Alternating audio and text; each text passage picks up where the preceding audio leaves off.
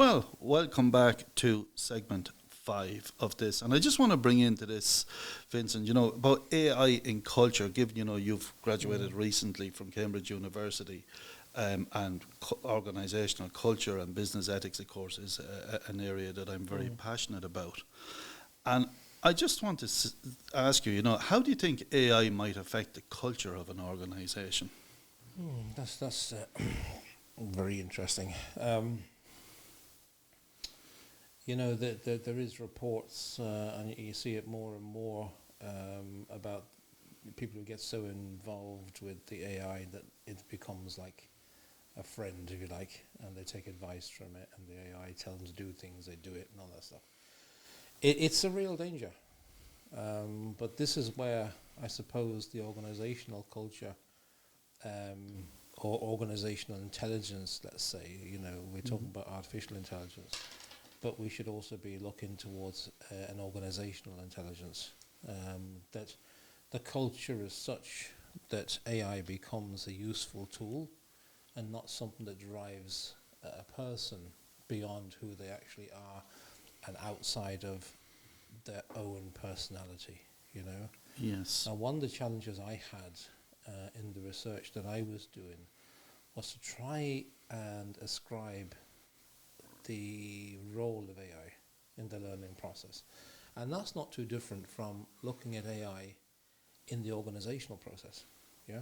Yes. And there's no doubt about it. I mean, everybody I know working in organizations are jumping onto ChatGPT to try and write up minutes of a meeting, to try and write a very rudimentary marketing plan. All these things, it's quick and it's easy and it's done very, very quickly. But the danger is, of course, that, and there is some concerns around this, that how do you use or how do you identify or ascribe, more to the point, what personality the AI has in the function that you're asking it to do, okay?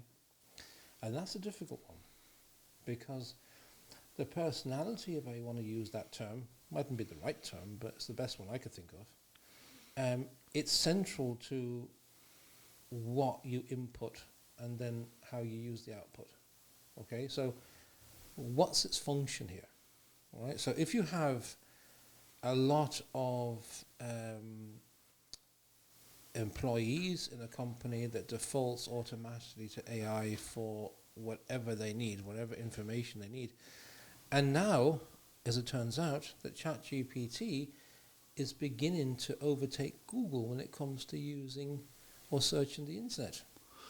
Yeah, that's a really important point you make there, that if the default is to go to AI, rather than going to another person and maybe discussing something, does it have implications from the point of view that someone is unable to complete a task or unable to do something, and rather than going and asking for help, they're now going to ask AI. Therefore, AI becomes integrated into the culture, but probably a bit stronger than what we might have thought. It kind of leads to two things there. Number one, that, if employees or workers, let's just say, are seen to be clearing more and more work off their desk because of the efficiency of AI, they're given more work. So it means that they could be forced to AI to get them through the workloads that they already have. That's interesting. Now, the other problem, of course, the bigger problem as I see it, is that it has the potential to silo workers. Because, as you mentioned, they are more likely to go to AI to find the answer to a question than to ask a more knowledgeable colleague. Yes. And AI is not going to know the precise answer that somebody who has been working there for many years with that kind of experience would be able to give them. Yes, and the silo effect then isolates them from their colleagues. Yeah, exactly. And therefore, communication is going to suffer, and therefore the culture is going to suffer. Yeah. It puts me in mind of, I was speaking at an event back a few months ago, and one of the people that was there, he owns a business, I think he's about 200 people or something, but I think they nearly all work from home. And he said to me, how do we build a culture with everybody working from home. I looked at him and I said, well, you can't. Well, I was thinking of that very thing actually when you were talking about, actually when I was speaking last as well, about we have already a physical silo where Yes. people are working at home, some permanently, some of them 3 days home, 2 days at work, whatever it might be, and the only communication they have is through like Zoom or Teams or one of those, and it is leading to a more siloed approach to networking, we'll say, and to networking within the office and interloping with other workers. But then if AI comes in there, it reduces at least what the worker thinks they need in terms of support, because eventually you become dependent on AI and you start to take its suggestions very, very seriously. So now do we end up with an artificially generated organizational intelligence? And you know something, to use an analogy here, there are people who can't add, can't multiply some simple arithmetic or what might be, or maybe a little bit more complicated because they're so used to calculators. So if that is the case, then people will become, is there a danger here that people could become redundant in actually making decisions because they're totally AI dependent? And we're talking about AI that does thinking about thinking, and they're just totally dependent on it. So nobody's able to make their own mind up about anything. And of course it reduces the confidence that you might have in making decisions too. Yeah. If you are a little bit unsure of a decision or an answer you're going to give to somebody, jump onto AI, see what they think. Yeah, and you see, and I'm also thinking then, how is this going to affect boardrooms? The directors, are they going to be influenced? Are the decisions, going to be ethical decisions always that are made around the boardroom, and the best decisions, and then we've got things these days like ESG in the environment and social and governance area, and and if AI is going to have an influence there, is it going to be positive or negative, or we don't know. We don't know. We don't know how this is going to go. In the general sense of things, if you look at the Industrial Revolution up until about now, and you said maybe we say the Industrial Revolution was at 12 a.m. On the clock, we're probably only about a quarter past midnight at this stage when it comes to AI and what it can actually do. Right. So we've moved 15 minutes. That's about all. Right. At the moment, you see, AI is developing exponentially. And by the time it comes to enabling technology like quantum computing that allows it to go beyond the simple a logarithmic approach, still working on decision trees and still working on artificial neural networks and that kind of stuff. But when it gets to the point where it can be instantaneous information, we mentioned in the previous discussion about this entanglement that the brain is capable of, taking multiple information for decision making simultaneously from different parts of our knowledge base. When that happens, then is it going to be the case that, and it could be the case now even, that some people think that what GPT is giving you, for example, is better than what the human can give you? And the CEO of OpenAI only this week was talking about, now he says you've got a PhD level assistant that can reason, well, not so much reason at the moment, but can at least coagulate the information you're given,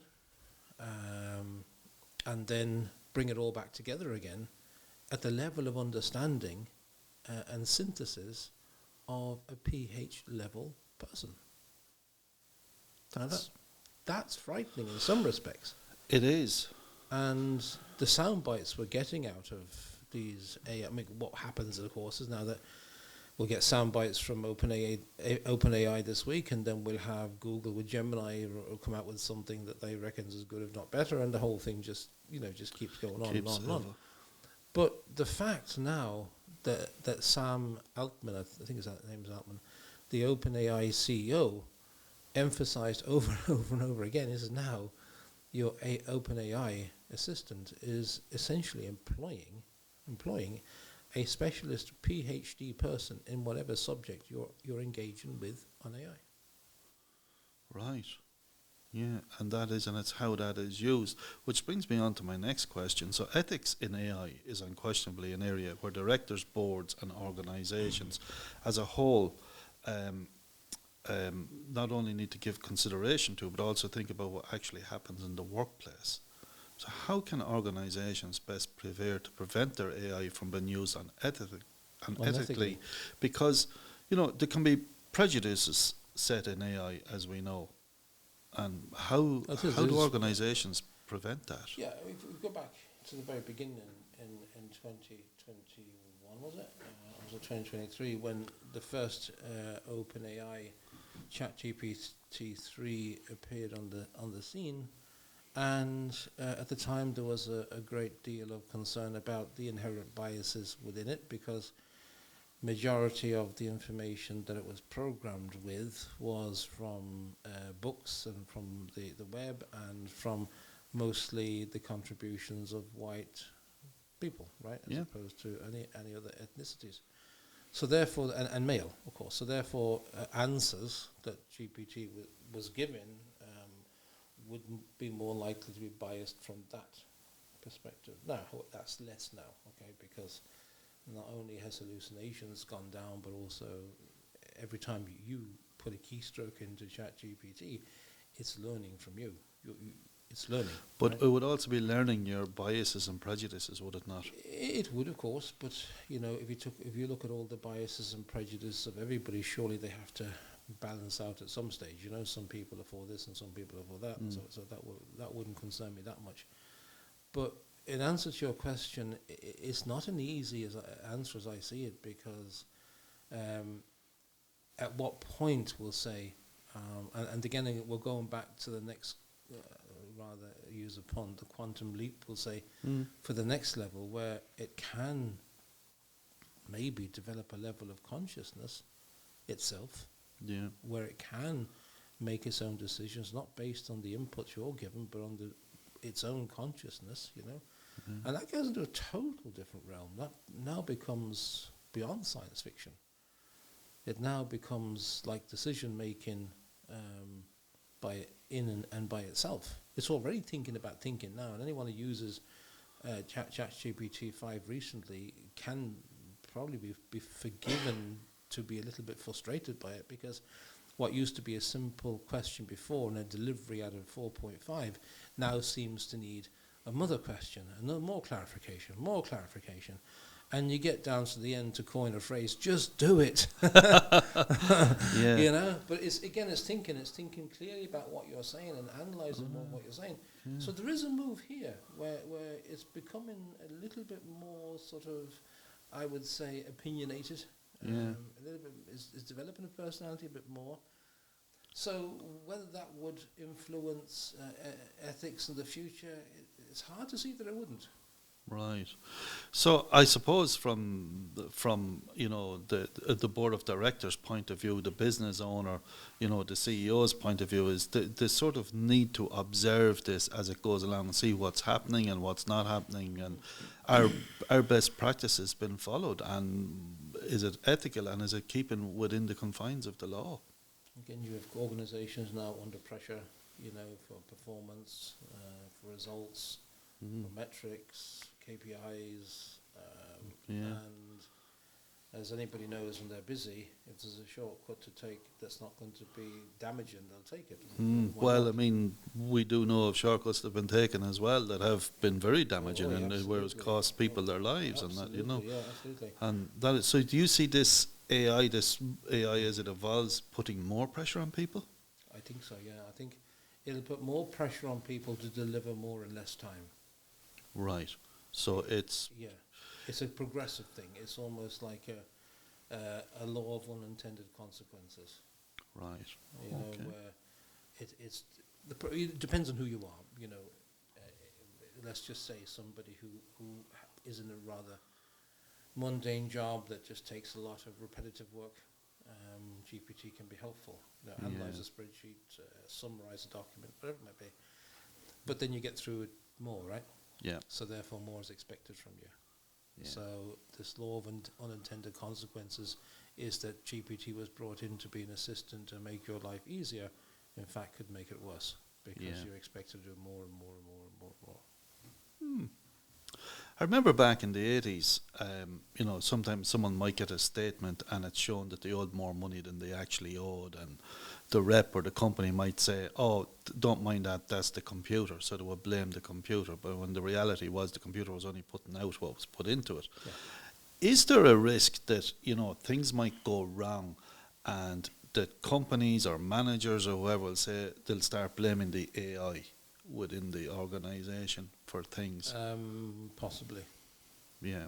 Possibly. But then again, do you want to admit that you depend on AI for every decision you make? well, that's a really good question, and probably in the legal sense, you can't actually blame your AI for something that has gone wrong. It goes back to the same principle: garbage in and garbage out. Yeah, Nothing absolutely. changes, except in the computer you're keystroking information maybe into boxes for a spreadsheet or whatever it might be. In AI, you're doing your prompting. If you don't prompt correctly, but it's up to the individual to look at the output and before they accept it. There's a certain amount of governance here too. Yeah. Absolutely. Well, one thing, and I'm sure you've noticed this as well, some students might submit an assignment and you look at it and it's purely AI and they haven't read through it. And there's a risk there people aren't learning then because they're not looking at it, and it's a foolish thing to do. But, again, it's under pressure. Students could be overloaded, so what do? They take the, Yeah. How do you mitigate against that? Make them sit exams again, I guess. What can you do? Well, I mean, I've always said, that technology is there to assist us, not to rule us. And unfortunately, a lot of people let it rule them through the Facebooks, etc. of this world. But,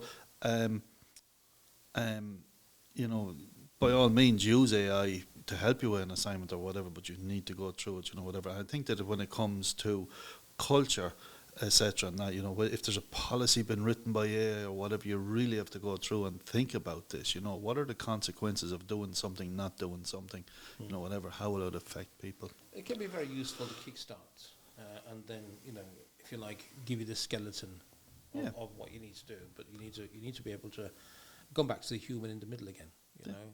Absolutely. It's still going to be at the moment, Absolutely. at least, for the foreseeable future. Have you any questions for me, Vincent? Yeah, I was just interested to see you as a professional coach. Have you seen any issues with AI or, co-workers or employees, whatever you like to call them, coming to you talking about AI in the company or unsure of company policy with it? Or Not so much yet, but it is something I'm preparing myself for, is that, people are going to start with this. But sometimes I ask someone, they might say something to me, and I say, is that a supposition? Is it an assumption? What is it? And you can sort of tell that they stop and they say, oh, maybe it is, or yes, it is. Okay, so it's not factual. And maybe that is something, and I sometimes wonder, has that come from social media or has it come from AI, or where did they get it? Because and sometimes they see things that aren't there. so the employees hallucinate too. Oh, the employees do. The employees do. But when it comes to executive coaching and culture and that, so I see people that have metathesiophobia, which is resistance to change. They have a phobia about change and that, and people who aren't coachable usually have that, But how is that going to affect culture? How is that going to affect, in how a company handles AI? Maybe some people that have that phobia may actually resign. I've seen people resign over things in the past, I remember years ago, I had someone resigned when we brought our first computer into the company. So, oh, that thing, no, don't want anything to do with it. So resigned from the office, and that. Well, technology change and resistance to technology is, it's been around for a long time. There's a technology acceptance model that's been used since the 1970s and very effective, and it measures like the resistance to an adoption of a technology, say in an organisation or a department or whatever. It is quite robust, and it usually comes back with a good prediction. Yeah. But it's always going to be that way. There's always going to be those at the end of maybe their working cycles that can't accept these kind of changes, like elderly people on bank gaps and things like that. True. It's going to be there. You have to accept that natural attrition. So, but looking at what we're talking about here, where is AI going, and how will it or will it not influence the cultural intelligence of a company? I can't see how it'll be done, but I also can't see that it won't happen either. Yeah. I think that, it depends on if AI is sort of ruling the person rather than the person using AI as an assistant. And if AI is ruling the person, well, how they act and what they do will change. And as that changes, it will change the culture from a point of view. That things will just be different. Mightn't be noticeable overnight, but I think it will happen. That it will. And I think we need to have an awareness of things like this. And I can see myself over the next few years working with companies to make them aware of this.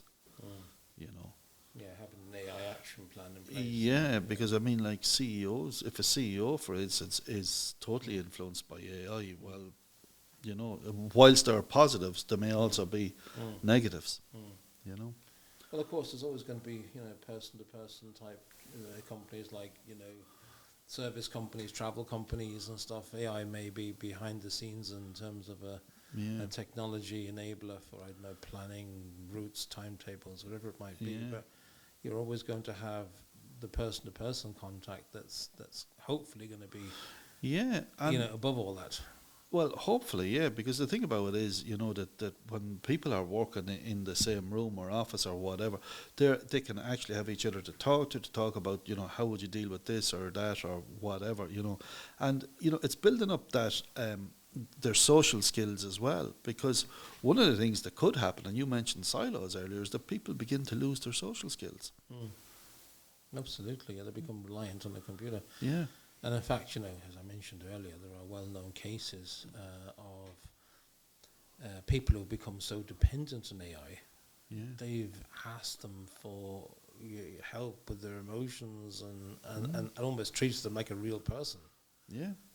So. And, when it comes to executive coaching, it probably is a pertinent question to ask coachees moving forward. Do you use AI in your everyday work? And try and find out, does it influence them? And if it does, how does it influence them? I think most people do. Yeah. So, no. So listen, thanks very much. You're welcome, Brian. That was interesting. Thank you.